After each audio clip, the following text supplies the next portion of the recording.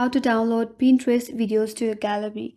Hi everyone, this is Kate and I'm back with another video. Now without any further ado, let's get started with this video.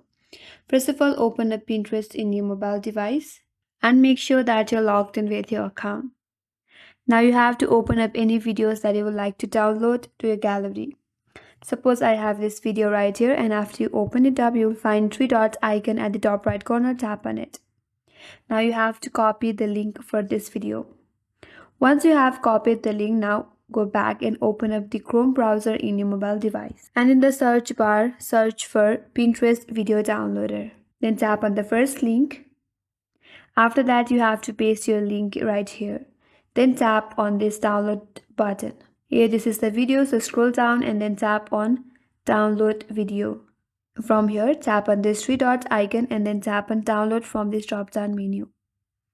And with that, this video will get downloaded to your gallery.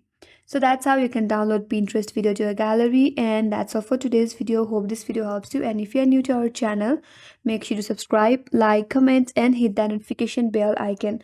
Thanks for watching and I will see you on next video.